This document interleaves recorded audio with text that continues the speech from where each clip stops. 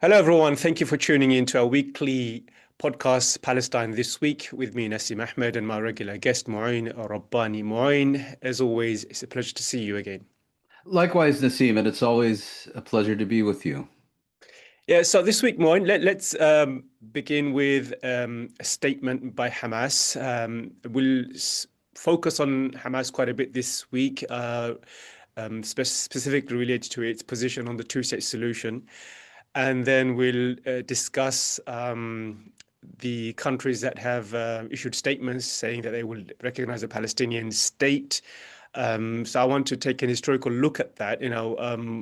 Have Palestinians always rejected a two-state solution, or the offers that they have been presented throughout history? So I want to, take a look at that, and then move on to some of the other broader issues. But let's begin, as I said, with Hamas, who issued a statement last week saying that it will not disarm unless an independent Palestinian state is established with Jerusalem as its capital. So this came within the context of a number of Arab countries and Western states saying that they want Hamas to surrender and give up control of the Gaza Strip. And also Witkoff more directly saying that he had a response from Hamas saying that it had agreed to disarm. So just your thoughts on that. How should Yeah, we view this story? Because it seems there is yeah, a contradictory statement here. yes. And will Hamas disarm without anything in return? And it does, if Hamas's statement is true that it will only disarm within the context of a two-state solution, it does seem to reflect Israel's weakness and inability to defeat Hamas, because Hamas is making conditions on its surrender or giving up Yeah. arms. Yeah. Well, those are actually two, arguably three separate issues that are the result of two different meetings. You had the meeting in New York held at the United Nations, organized by France and Saudi Arabia recently, in which the final communique of that meeting, that was endorsed by a fairly large number of states, um, called upon governance in the Gaza Strip that excluded Hamas. And that's actually an issue that's been resolved for a long time because there's already an agreement between Fatah and Hamas. It was initiated in Beijing, Chinese capital, last year, and then confirmed in a agreement signed by the two movements in Cairo that post-war governance, if I can use that term, in the Gaza Strip would be independent of both Hamas and Fatah. And I think part of this is that Hamas simply doesn't want to bear responsibility for dealing with the massive, arguably insurmountable challenge of reconstruction in the Gaza Strip. And the other part of it, of course, is that Hamas also recognizes that so long as it remains directly involved in governance and administration, those with the largest capability to support reconstruction in the Gaza Strip aren't going to commit a single penny to doing so.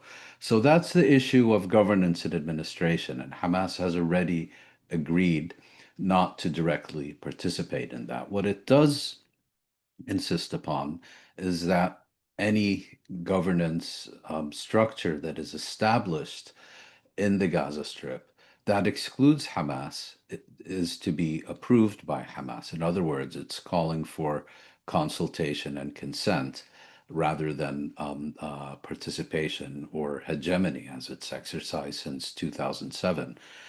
So that's not really a significant issue, except that on the other side of the Palestinian equation, you have a Palestinian leader, Mahmoud Abbas, who has essentially overruled the agreement reached by the Fatah negotiator in the sense that he doesn't want to be part of any agreement that has been concluded with Hamas, even if that agreement includes a commitment by Hamas not to be involved in governance and administration.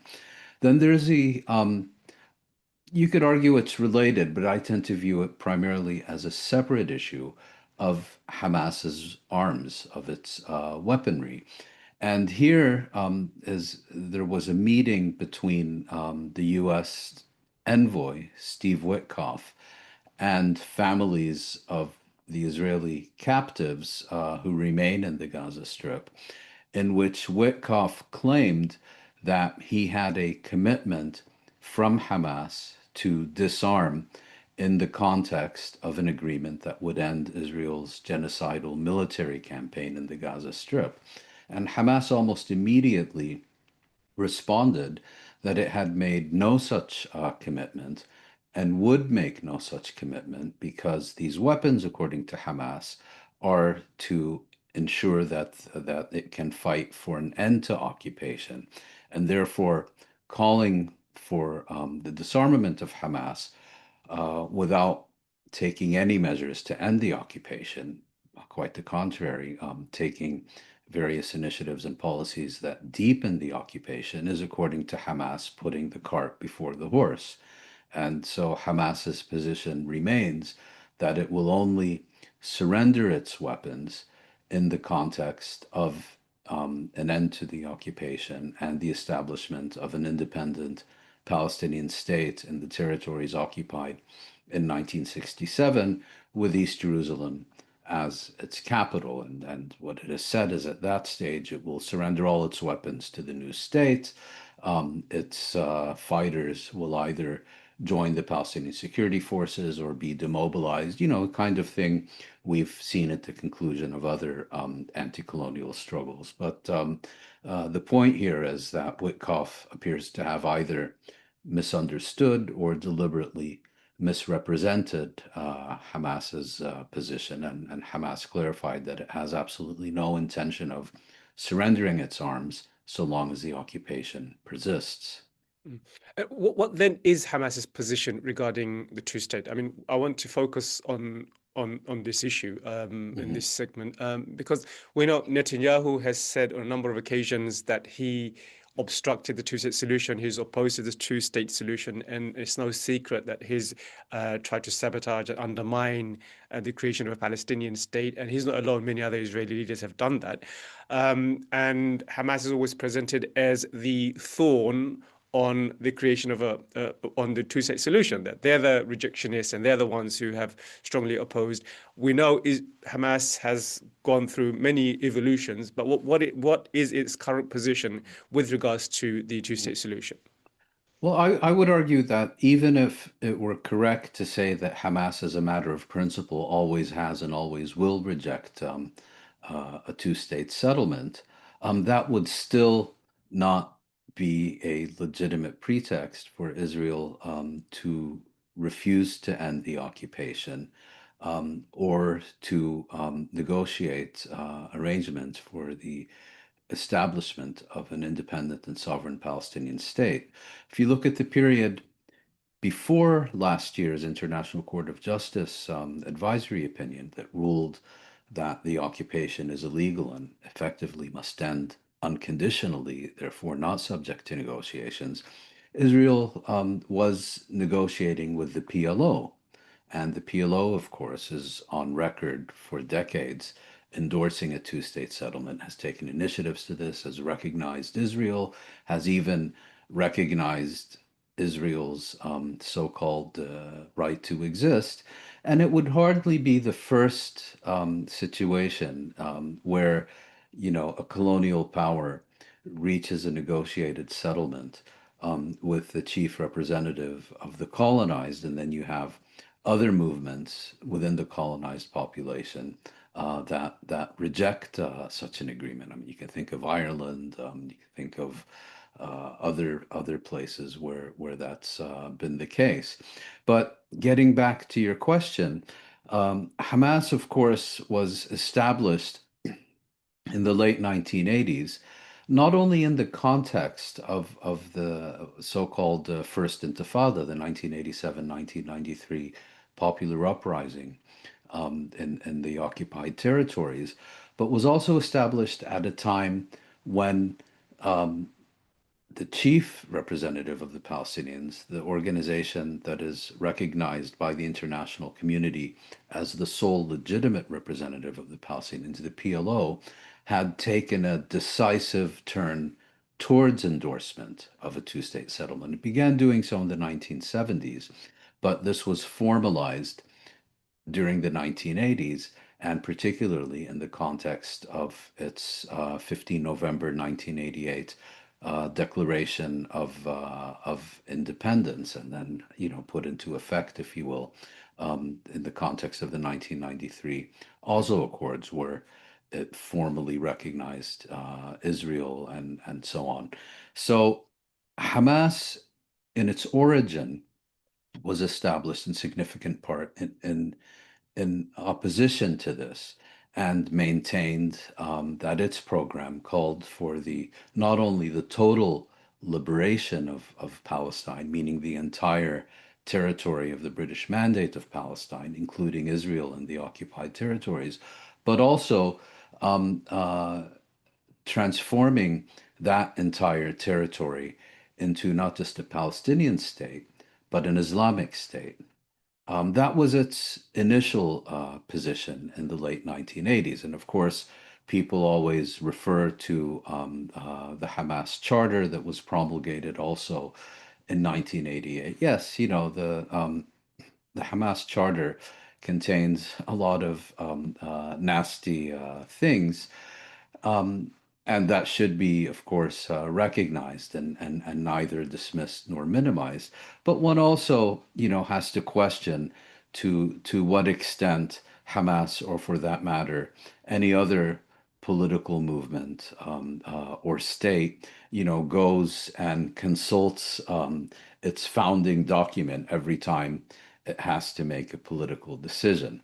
So, having said that, Hamas, virtually from the outset, in discussions, for example, between the former Israeli Prime Minister Yitzhak Rabin and Hamas founders Sheikh Ahmed Yassin and Mahmoud Zahar, who were in Israeli prisons, and other statements and interviews, began to allude to its willingness to accept a what it called a long-term hudna, which is basically an indefinite ceasefire lasting decades in exchange for a full Israeli withdrawal from the territories occupied in 1967 and the establishment in those territories of an independent and sovereign Palestinian state, and a just resolution of the refugee question, which Hamas, of course, interpreted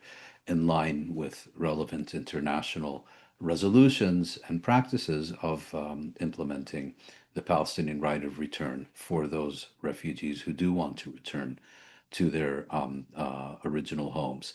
And this was kind of, bearing in mind that Hamas is an Islamic movement. This was its way of effectively endorsing a two-state settlement without renouncing its preferred objective of the liberation of all of Palestine. And then we began to see in the 2000s, um, even in the late 90s, if I'm not mistaken, that Hamas's position began to change again, in which it said, this is our position. We believe in um, uh, establishing a free and independent Palestinian state in all of Palestine. Having said that, if the PLO is able to negotiate an agreement for an independent Palestinian state in the territories occupied in 1967, in other words, if the PLO successfully negotiates a two-state settlement with Israel, and if that peace treaty is endorsed either by the Palestinian people in a referendum or by legitimate Palestinian national institutions, by which it meant a PLO that would incorporate rather than exclude Hamas, then Hamas would, in practice, accept that agreement and would not work to undermine or sabotage it. In other words, Hamas was more or less openly endorsing a two-state settlement. And people have said that this was actually a fairly cynical approach by Hamas, basically saying, we're pure, we believe in the total liberation of Palestine, but if others want to dirty their hands and accept only the part of it that was occupied in 1967, we will accept that because we're not going to be the ones dirtying our hands. But there's also a more substantial issue here, is that peace treaties and recognition and so on are acts that are conducted by states or at least by national representatives. So you go back to the Oslo Agreement, the recognition of Israel was conducted not by the Fatah movement or any other organization that operates within the framework of the PLO, the Palestine Liberation Organization. No, that was conducted by the PLO, by the national leadership. So Hamas's position that on the one hand, it will never recognize Israel, but on the other hand, is prepared to coexist with a two-state settlement, is not really different from similar situations, including that of its chief rival, the Fatah movement, which on the one hand accepted the Oslo Agreement, became the backbone of the Palestinian Authority, but it was only the PLO that recognized Israel. Then in I believe it was in 2017, 17. Hamas issued a new political program. And this essentially overrode the 1988 charter. 1988 charter was a very lengthy document with all kinds of nonsense in it that was basically Hamas's initial calling card to the Palestinian people. It included all kinds of anti-Semitic conspiracy theories about how, the Jews were responsible for World War I and World War II and other nonsense. Um, but the 2017 document was not a charter, it was a political program. In other words, these are our objectives. And it was quite explicit that Hamas's objective was to achieve an independent Palestinian state in the West Bank and the Gaza Strip, with East Jerusalem as its capital, and a resolution of the refugee question. And in the meantime, of course, Hamas had signed on to a whole number of agreements with other Palestinian factions, including the 2006 so-called prisoners document and others, which explicitly identified a two-state settlement as the national objective of the Palestinian national movement. Now, of course, you can make the argument, that Israel never seriously engaged with these Palestinian intentions, and that they have been completely overtaken by events, and that it's therefore now become primarily irrelevant and purely of historic interest. But having said that, I do think it's also important to be clear and to be accurate about where Hamas, and for that matter, other Palestinians have stood on this issue, because, of course, Israel always likes to present it as a situation where Israel has, from the outset, supported an end to the occupation and the establishment of a Palestinian state. But it is the Palestinians who have consistently rejected that because they seek the destruction of Israel and throwing the Jews into the sea and things of that sort. Well, the historical record is, of course, very different. And if I could just make one point, Israel and its apologists always like to ask, well, if it's not about the establishment of a Palestinian state in the occupied territories, why wasn't a Palestinian state established in these exact same territories, the West Bank and the Gaza Strip, between 1948 and 1967? Well, there's a very clear reason for that. On the one hand, Israel and the Hashemite monarch in Jordan, King Abdullah I, had been negotiating since the 1930s to partition Palestine between them, and precisely to prevent the establishment of an independent Arab state west of the Jordan River. In other words, undermining the possibility of the establishment of a Palestinian state was official Israel, Zionist policy even before the Israeli state was established in 1948. The Gaza Strip was somewhat different. The West Bank, of course, was annexed by Jordan after 1948. That recognition was formally recognized only by Britain and Pakistan. No other country in the world recognized it. And then in the Gaza Strip, bearing in mind, that here we're talking about literally 1% of the territory of mandatory Palestine, rather than being annexed by Egypt, it came under Egyptian administration. Egypt governed that area, at least formally, as an integral component of Palestine rather than as part of Egypt. And I think it's entirely reasonable under these circumstances to understand that the Palestinians felt that had they established an independent Palestinian state in the Gaza Strip in 1948, it would have lasted about 18 minutes before that too would have been overrun by Israel and annexed to the new Israeli state, just as Israel seized and annexed huge amounts of Palestinian territory beyond the borders of the 1947 partition resolution during the Palestine War.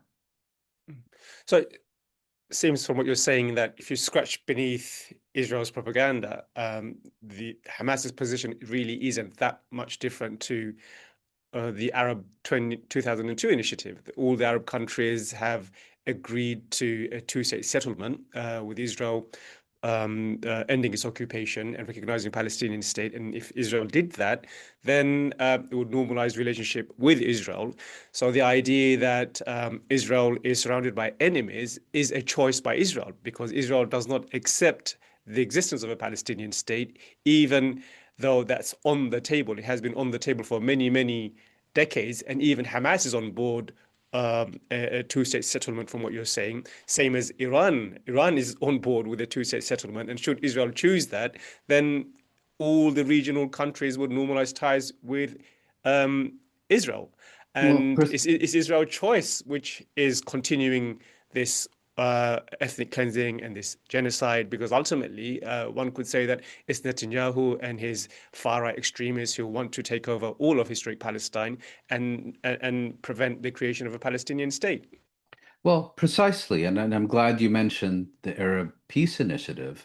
Um, uh, this was as you mentioned, the diplomatic initiative unveiled first by the Saudi crown prince at the time, and later King Abdullah, largely in response to the severe criticism of Saudi Arabia in the wake of the 9/11 attacks, in which 15 of the 19 terrorists were Saudis, and he was trying, to show some flexibility, let's say, towards the United States, and it seems chose to do so at the expense of the Palestinians. But that that initiative was then endorsed by the Arab League. Hamas is not a member of the Arab League. The PLO is a member of the Arab League, and the PLO accepted the Arab Peace Initiative, and it was then endorsed by the Organization of Islamic Cooperation, which includes 57 states, including Iran. And Iran accepted the Arab Peace Initiative in the context of a resolution to that effect by the OIC. I'm not sure if Hamas ever formally endorsed the Arab Peace Initiative. I would have to go back and check, but I do know that they were making a large number of very positive noises about it, to the effect that, well, if this is actually implemented, we will accept it. Israel's response was, of course, very different. It was immediate and outright rejection in 2002, and ever since. Israel has never accepted either the Arab Peace Initiative or the initiative as a basis for a resolution of the question of Palestine. and the Arab-Israeli conflict.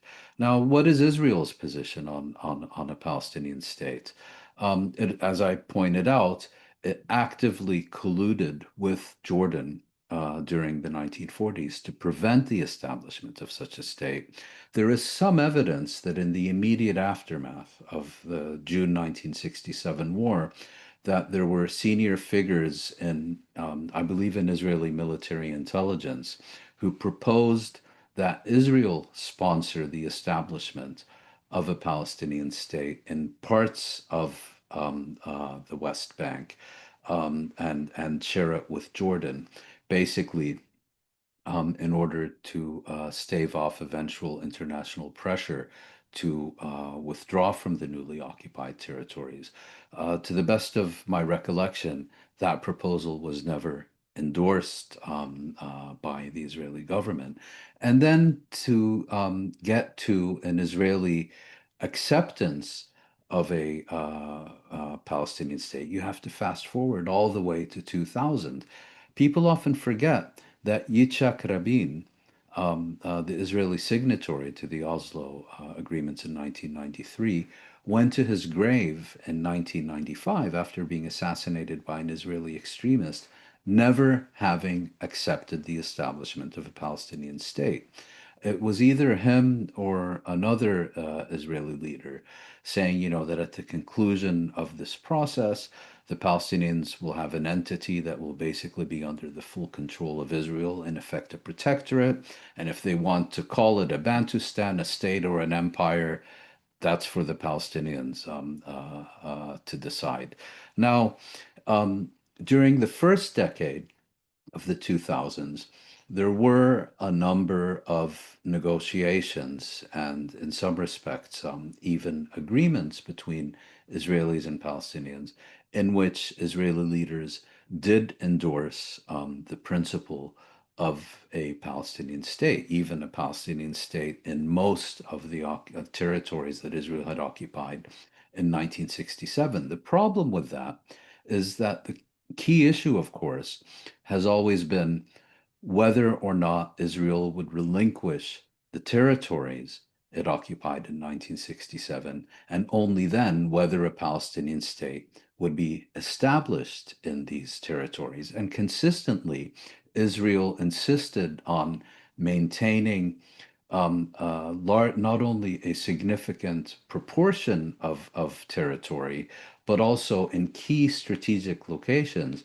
that, in addition to allowing Israel to maintain the bulk of its settlements and illegal settlements and settlers in the occupied territories, would also fragment the prospective Palestinian state. And it proposed to compensate the Palestinians for this by giving them some sandy area on the border of Rafah in the Gaza Strip. So yes, Israel has accepted or has at certain points during the first decade of this century accepted the establishment of a Palestinian state, but not one that would fully replace the illegal occupation.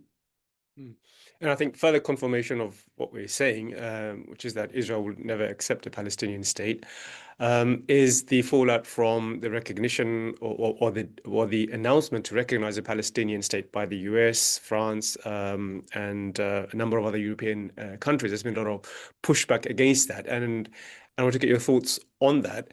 There's been two arguments that has been made. One is that, what is the point of this announcement? There are many other things which the UK in particular can do, for example, before making this symbolic gesture to recognize a Palestinian state. It could, for example, end arms sales, sanction Israeli leaders, help or give support and assistance to international organizations like the ICC, which is coming under more and more attack by Israel and the US. US, of course, has placed sanctions on the ICC. And the other argument that's been presented is that this is somehow rewarding Hamas, rewarding terrorism, which is kind of an odd argument to make because it was the UK, you can argue, who initially rewarded Zionist terrorism by granting uh, early Zionists a state of their own in historic Palestine. So that in itself is rewarding terrorism. And you can say the West has always rewarded Israel for its, despite its impunity, occupation, expansion of settlements. So the rewarding of illegal behavior is something which the West has been doing for a long, long time. So just get your thoughts on those 2 points, the idea that somehow this is just symbolic.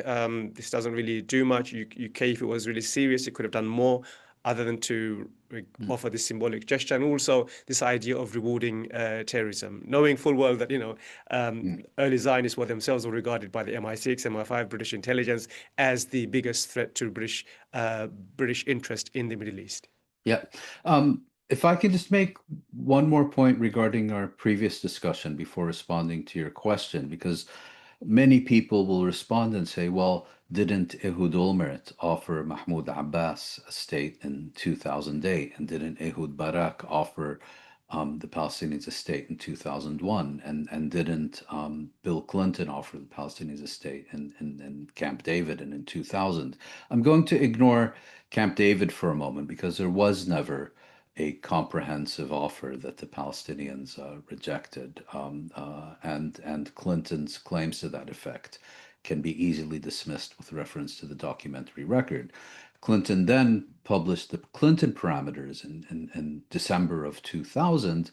And what happened here is that both the Israelis and the Palestinians accepted these parameters with reservations, and then the clock ran out and there were no further negotiations. But those then went to Taba, where the Palestinian and Israeli delegations had actually reached a agreement that was very close to a comprehensive two-state settlement, but it was the Israeli prime minister at the time fighting for his political survival, Ehud Barak, who withdrew the Israeli delegation from those negotiations. So that's not really a persuasive response to my earlier point. And then in 2008, um, Ehud Olmert and Mahmoud Abbas were negotiating, and Olmert did in fact make a what he believed to be a serious proposal to Mahmoud Abbas, and Abbas never accepted it. And the reason for that is quite simple. It was already clear that the Israeli Prime Minister, Ehud Olmert, was on his way to prison, and that whoever succeeded him would seek to reinvent the wheel. In other words, Abbas felt quite rightly that if he accepted this proposal, not only would it not be implemented, but given that it already didn't give the Palestinians everything they wanted and were entitled to under international law, that would be used as a base to whittle down still further. And interestingly, even Olmert's foreign minister at the time, Tzipi Livni, went to the Palestinians and told them, don't accept this proposal. Olmert won't be able to implement it. So I just wanted to make those minor clarifications for skeptics. Now, regarding recognition, I do think that recognition is primarily a symbolic gesture, but I also don't think that symbolic gestures are by definition meaningless. And the recognition of Palestinian statehood, particularly by members of the United Nations Security Council like Britain and France, members of the G7 like Britain, France, and even the US's northern neighbor, Canada, um, can be very meaningful. Now, first of all, of course, we have to recall that these states have announced an intention to recognize Palestinian statehood under certain conditions at the upcoming UN General Assembly session, and have not yet have not yet conducted such recognition. So it may, in the end, not even come about.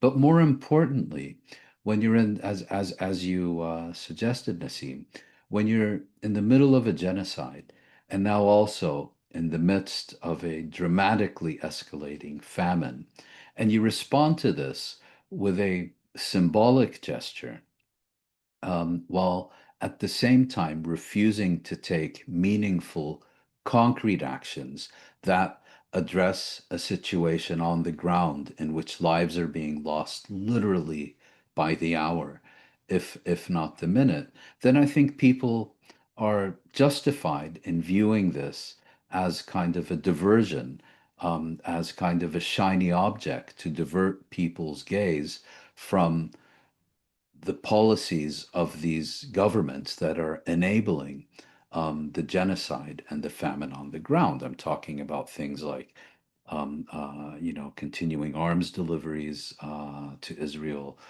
providing it diplomatic cover, the effective withdrawal of France from the Rome Statute by allowing indicted Israeli war criminals to use its airspace, and so on. So it's a it's a symbolic gesture that is not meaningless, but really only becomes meaningful if and only if accompanied by active, concrete measures that directly address the situation on the ground. All the more so because the states that we're talking about have the capacity, have the power, have the leverage to almost instantaneously change Israeli policy, not only in the Gaza Strip, but also in the West Bank, and effectively have made a choice not to do so. And these countries are making these gestures, I guess, to prevent what everyone can see is a genocide. And now we've seen footages, well, not now. I mean, there's been so many reports and footages coming out from Gaza, especially one by the ITV. I don't know if you had a chance to see that, Mouin, but it was really, the image was quite horrific. It was something from another world. Yeah. And I wanted to basically get your thoughts on a couple of things. First, is the level of destruction. So at the moment, it's the level of destruction in Gaza surpasses combined destruction in Hiroshima, Nagasaki, London, Dresden bombing during the Second World War, Hamburg, Syria, Iraq, Yemen, Libya, Sudan. All these wars combined do not have not seen the level of destruction we've seen in Gaza. Over 92% of the homes are destroyed, demolished, razed to the ground. I guess the only thing that surpasses the destruction is the scale of Israeli violations. And we've seen over the past week a number of interviews. I think one of the most important one was by the American former Lieutenant Colonel Anthony Eguela, who gave an interview with to Tucker Carlson. I don't want to document all the violations Israel is committing. There's a lot there which we can probably get to in another show. Then there was Jonathan Whittle, who wrote an article for The Guardian. He is a UN office, he's the head of office at the UN Coordination for Humanitarian Affairs, which is OCHA. Ocha. Yeah. Yeah. And then he basically documented mass graves, devastation of hospitals, bodies being eaten by dogs, and we've covered a lot of these issues in our previous discussions. And more importantly, I think he mentioned that the ICJ had issued binding provisional measures in March 2024, and despite that, over a year on, Israel is violating every single one of those provisional measures. So, I mean, you can comment on all that, but I think more importantly, I think what I want you to speak to is Hamas, um, publishing this photo of a hostage with emaciated body. What would be the motivation for that? Of course, to anyone seeing this, the most reasonable conclusion would be to confirm that there is starvation in Gaza, there is devastation in Gaza, and the world must not look away. And Hamas is using the hostage as a way to make that point. However, discussing this may seem, this is the desperate situation which is trying to present to the world. No. Well, I want to first just briefly address what you began your question with, which was these images of awesome levels of destruction and devastation taken from a aid flight flying over Gaza City. And of course, the Israelis threatened these journalists that if you take any pictures, we will stop all these flights. In other words, we have something to hide, and it's your responsibility to help us hide it. Some footage emerged anyway, and this is what you're referring to. And then, of course, instantaneously, all of Israel's flunkies come out and say, well, welcome to urban warfare. This is what urban warfare looks like. Well, this is not what urban warfare looks like. And the proof is that, as you yourself just indicated, the level of destruction is orders of magnitude larger than in any of these other recent conflicts.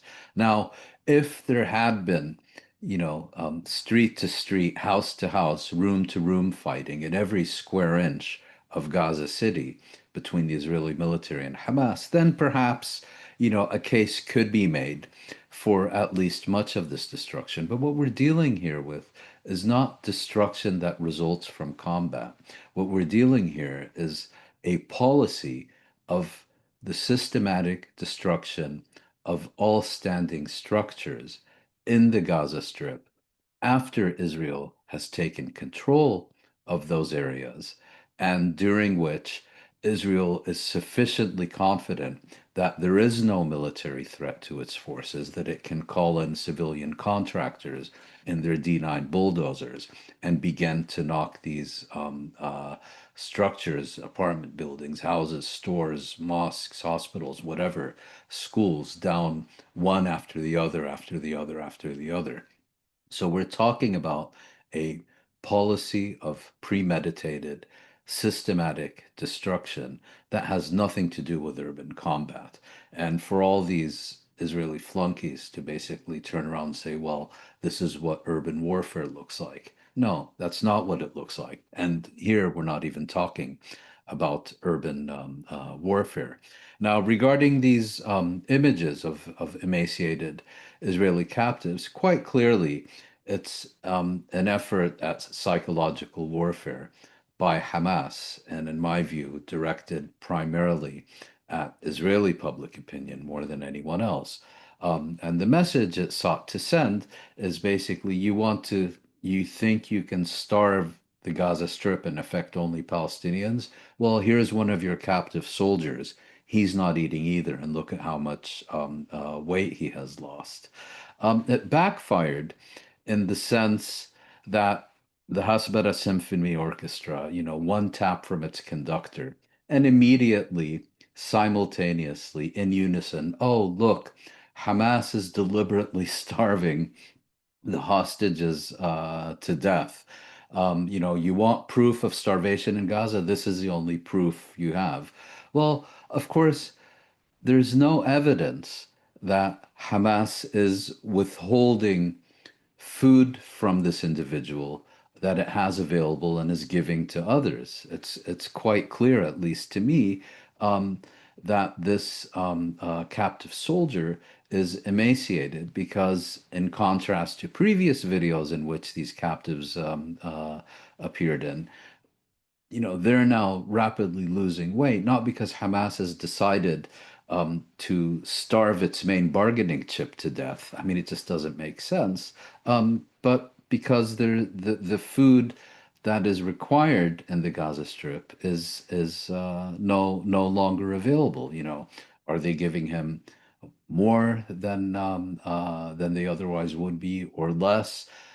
Who knows? But the idea that they have decided as a matter of policy to starve this guy, even though they can keep him well fed, I don't know how, I don't know if people are still falling for that, that finally we have proof that there is starvation in Gaza, as if everything else we've seen is, what is it called, Pallywood and Gaza wood and artificial intelligence and so on. But, again, I see it as a propaganda video whose purpose is psychological warfare, and doesn't appear to have succeeded very effectively. Yeah, and I think people, from what I've seen, generally recognize that of course, there's starvation in Gaza, and the idea that somehow you can um, protect the hostages from starvation seems really odd. It seems that's not something that Mm, Hamas can do. So I want to now turn to what's happening in the US and get your thoughts on a number of issues. First, um, so Trump issued a tweet on his Truth Social where he basically linked well, he was slammed for linking US-Canada trade deal with Israel. So Trump gave the impression that he would introduce punitive measures against Canada for recognizing the Palestinian state. So, sections of his base, you know, condemned Trump for doing that, saying that, why should there be any connection between our trade deal with Canada and what's happening in Palestine? We should do a trade deal with Canada that benefits the American people. So again, there's another fracture there, and the broader crackdown on Palestine and pro-Palestinian activism that's taking place. So last week we saw US imposing sanctions on the PA and the PLO.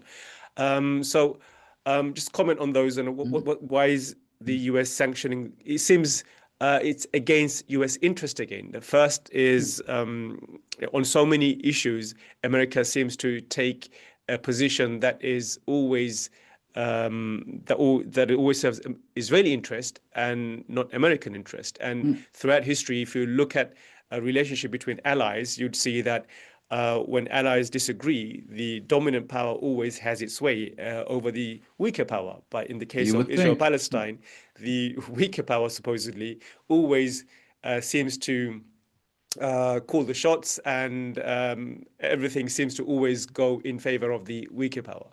Mm.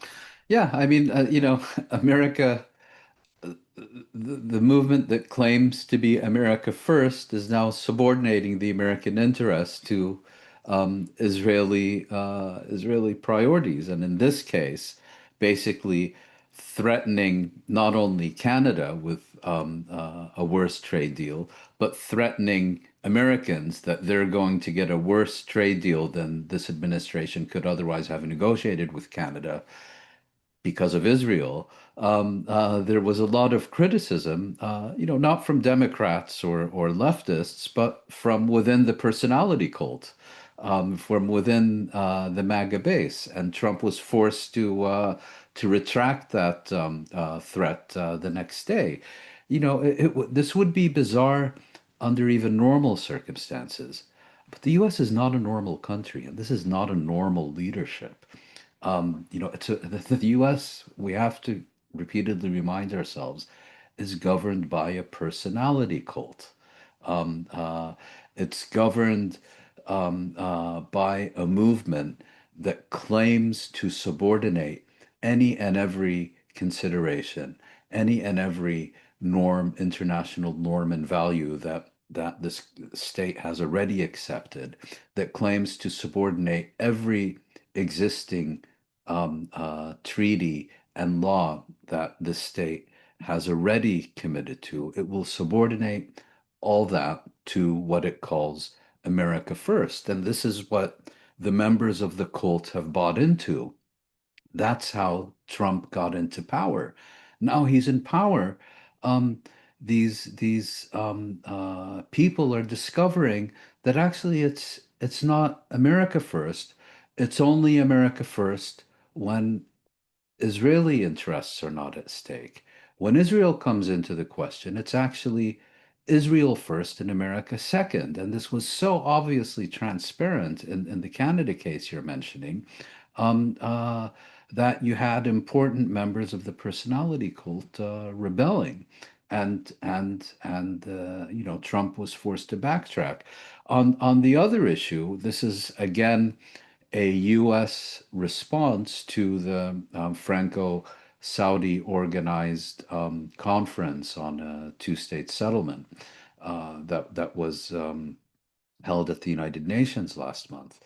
And Trump basically said, as punishment for these states organizing a conference that seeks to implement what has for decades been the international consensus on a resolution of the question of Palestine, and one which the U.S., at least formally, has claimed to be part of for a few years. As punishment for that, the U.S. is now going to refuse visas to any official affiliated with either the PLO or the Palestinian Authority. Now, what we're going to find out very soon is if this only comprises visas that are requested for travel within the United States, or will they also, for example, refuse a visa to Palestinian officials seeking to attend the upcoming session of the General Assembly of the United Nations? And the US did this once before. In 1988, shortly after the establishment or the proclamation of a Palestinian state by the PLO, the General Assembly invited PLO leader Yasser Arafat to come to New York and address the General Assembly. And the Reagan administration denied him a visa. What happened is the General Assembly was so outraged by this violation of the host country agreement. It was such a brazen violation of the US's obligations that I believe for the first time in its history transferred the General Assembly meeting from New York to Geneva, and the meeting was held there. It seems this is now going to become an increasingly regular occurrence, where if the U.S. doesn't like you, and particularly if the US doesn't like you because Israel doesn't like you, you can't have access to the United Nations. And my own view is that the UN's days in New York are probably numbered. And its leadership, this one is too far gone, but its next leadership should begin seriously examining alternatives to being basically hosted by a personality cult. Mm. And it wasn't just the members of the PLO and the PA which the Trump administration is seeking to punish; it's its own citizens. So there was Yes. another report about the Trump administration seeking to withhold federal funds for states in their preparedness for emergencies, for example. Now, this provision apparently it's been removed because of, I assume, the magnitude, enormity of the opposition and the Mm. complaints from his own base, I guess. But it doesn't hide the fact that there are already something like 35 American states who have enacted laws Mm. which require what many would say an Israeli loyalty clause. So if you want a contract with the state, you need to express loyalty to Israel, meaning you need to say that you will not boycott Israel, impose or sanction Israel in order to get those contracts. So there is, even if that provision which I'm speaking about is removed, it doesn't conceal the fact that American states have already enacted laws Yes. which require loyalty tests to Israel. Precisely. I mean, you can actually call for the destruction of the United States in this America First moment, and you're perfectly fine because that's considered freedom of expression. But if you so much as even think of boycotting the genocidal apartheid regime of Israel, then you're beyond the pale. Imagine if similar laws were passed in the United States that you can say whatever you want about any state you want, but if you criticize Germany or Laos or Rwanda, you can no longer you are no longer eligible for any federal funding, and certainly not for you criticize Paul Kagame, the Rwandan leader, Mhm. and then you have a hurricane in your state or a flood. You're on your own. The government won't help you. Well, that's exactly what they're doing. You can criticize, but if you criticize Israel, the federal government will cut you loose. You can criticize the U.S., you just can't criticize Israel. It's beyond words. Mm. Let's end with actually a tweet you issued earlier this week. This is what prompted me to ask this question. I've seen a lot of pro-Israeli influencers on social media focusing on Islamic extremism and how, because of the expansion of Islam, there's been a persecution of Christians and the genocide, what they would call genocide of Christians within the Middle East. And there's this one individual by the name of Gad Saad who's been doing that quite a lot. And to me, it seems like they're trying to shift the narrative to say that no, it's not Israel who is committing genocide against Christians. It's, the expansion of Islam in the Middle East is the main reason why that's happening. So you issued a long tweet rebutting that, and I have my own thoughts on that. I mean, clear example is that Islam did not spread throughout the Middle East and other parts of the region through ethnic cleansing and genocide. That wasn't the way it expanded. Muslims were by and large a minority in the Middle East for nearly 400 years, even though Islam was the dominant religion. For 400 years in the Middle East, they were a minority. And genocide was not really part of the political project. Genocide came about later on as part of, alongside nationalism. With the rise of nationalism, you had the logic of genociding a population kind of came into existence. But anyway, I don't want to really give my thoughts. I want to just simply ask you, why do you think that a narrative is being pushed by so many pro-Israeli guys on social media, and just get your thoughts on your tweet. Yeah, well, been a decades-long campaign of seeking to dehumanize the Palestinians, to prepare them for genocide, if you will. In the 70s and 80s, Israel and its flunkies largely succeeded in making Palestinians synonymous with terrorists, to the extent that even when you had a 14-year-old boy getting shot dead in Nablus for throwing a stone during the first Intifada, that was a terrorist, not the heavily armed soldier that put a bullet through his head. Post 2001, Israel found a new rich vein of prejudice, the Islamophobia that was unleashed in the wake of the 9/11 terrorist attacks in New York and Washington. And particularly also with the rise of Hamas, it has sought to present um, the question of Palestine not as a struggle between Zionism and the Palestinian national movement.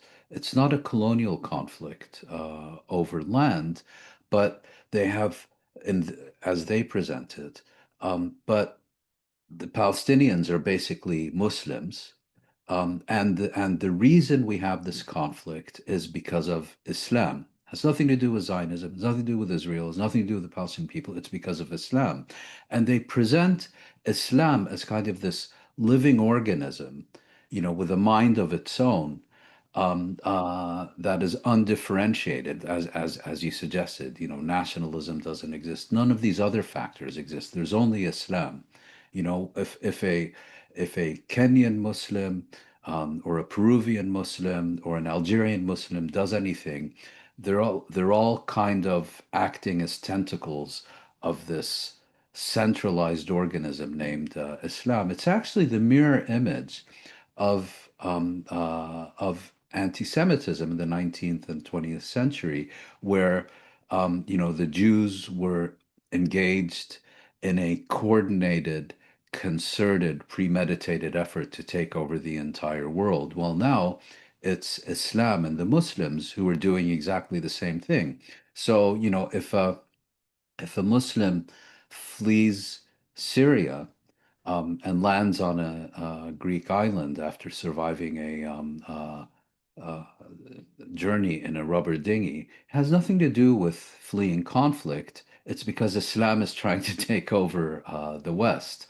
And now this particular character you're referring to has been actually one of the most active proponents of this view. And he's Lebanese, was born in Lebanon, lived there until he was 10 years old, and this apparently gives him a unique authority to understand the Middle East and Islam, and he's viewed as a leading authority on the extreme far right in the West. and makes this, crazy argument that's also echoed by a lot of others, that wherever a country has become majority Muslim, that should be seen as colonialism, because it's spread by the sword, and the pre-existing population has been eradicated or has been given a choice between death or conversion. Of course, all complete nonsense, as you yourself just indicated. And this is, of course, contrasted with Zionism transforming Palestine into a Jewish state, which, of course, was a peaceful movement. Um, they did it by throwing flowers at the Palestinians. The Palestinians were all so Islamically anti-Semitic that they refused to live with Jews and left. Had nothing to do, there was no expulsion. It's this complete alternate universe where they concoct this figment of their imagination and try to sell it to the rest of us as reality. And given the growing Islamophobia in the West, there is an attempt to associate the Palestinian struggle for freedom and liberation as part of some kind of Islamic plot to take over the entire world. That's basically what's happening here. Mm. And I think if people connect the dots carefully, they realize there is now a Islamized version of the protocols of the Elders of Giant. This Yeah, plot by Muslims to take over the world, and it's just like it's such a bizarre narrative, which is so deeply racist. But yeah, but it sells. it sells, yeah, and Mm. probably the discussion is for another Yes. program altogether. But we've come to the end of our time, Moin, and really enjoyed talking to you as always. So Likewise. thank you so much, and thank you also for tuning in. See you next week. Bye bye.